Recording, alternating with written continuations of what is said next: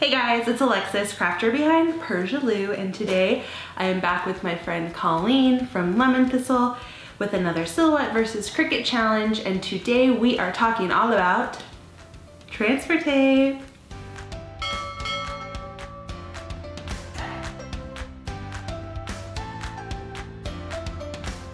Transfer tape, this stuff, what do you use it for? What do you need it for? How do you use it? Do I have any tips and tricks? Yes, guys, I've got the tips, I've got the tricks. So keep watching for those. And then be sure to click the link in the description, check out Colleen's video for all of her transfer tape info. Let's go. So here is one brand of Silhouette transfer tape. This is the Aura tape, which is co-branded Oracle Silhouette transfer tape. These are both transfer tapes I get from Expression Vinyl. They're both clear. This one has the grid and this one doesn't. Part of the reason why I love this is it's completely clear, so you can really see what you're doing on the project. But you'll notice with this one right away, there's no paper backing. It's just the roll of the sticky tape. And the grid transfer tape is the same way, but it just has a grid on it. This is the Oracle transfer tape. And this is also clear, but it has a paper backing. So I kind of prefer, I don't really feel like I need the paper backing. But just so you can see, Silhouette also makes a strong tack transfer tape, which is designed to work with textured vinyls. Anytime you're working with adhesive vinyl, you need transfer tape. These are all different kinds of adhesive vinyl, and I can tell that all of these are adhesive vinyls really quickly because they all have paper backing. Heat transfer vinyl does not have a paper backing, so that's how I can tell. If you're ever not sure, that's a really quick and easy way to tell is adhesive vinyl always has a paper backing. So any one of these vinyls, if I cut the design from it, then I will need transfer tape to take the cut design off the backing and put it on to my project. So let's see how that works. Okay, so this design is a pretty little script design that I have cut from a holographic opal vinyl, and you can see it has different letters and pieces, and it would be really hard to peel this off the backing and get it smoothly on to the notebook that I want to put it on. So we will use transfer tape. I've got my notebook here and I cut it to be big enough so I can easily kind of line it up and position it to get it square on my notebook. So first, I'm going to try to line this up. This isn't super important, but for some designs you might want you might need it to line up pretty perfectly, so you might want to use a grid transfer tape for that. But if I've burnished it down well enough with my little tool here, then it should peel easily off of the backing like this. And then you could just take it like that and apply it. This is a little harder to get the perfect placement that way. I might recommend instead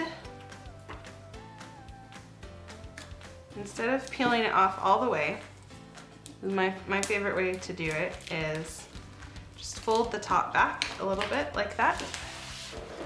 And then you can kind of move it around and find your placement. And then when I'm happy with it, I will start by smoothing down that top piece where I've folded the backing back. Then grab my little scraper tool and pull the backing away while I smooth it down. And that's a really good way to make sure you don't accidentally place it in the wrong place.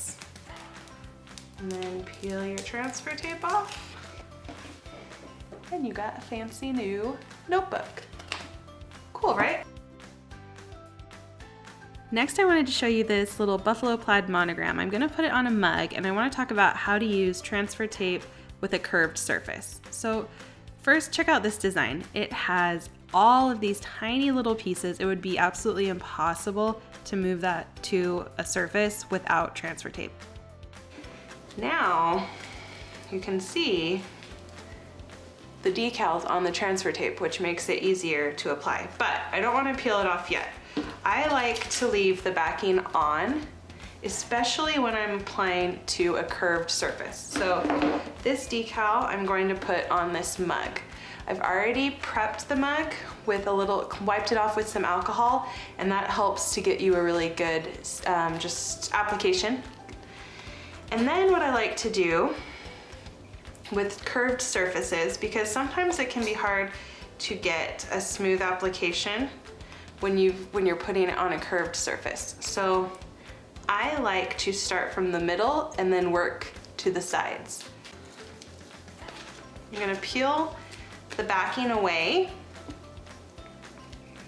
and leave it like so it's along the middle line like that.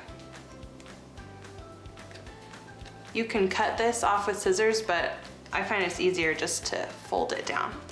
Now this, you want to make sure this part doesn't hit the mug, because if the adhesive, this is a permanent adhesive, and if it hits the mug, it can kind of get stuck prematurely. So you can kind of, if you use the backing, you can kind of slide it around like this to help you position it. So I'm going to put it right about there. I think that looks good. And once I'm happy with the placement, I will hold one finger here and then smooth out from the middle. So I'm going to start at the middle and press down. If you get any wrinkles, you can take your tool, this is important for this part, and smooth them out like that. I'm gonna rub it down really good.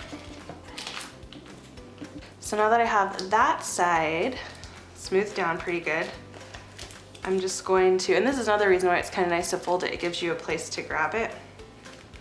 And I'm going to just peel the rest of the backing off and then do the same thing.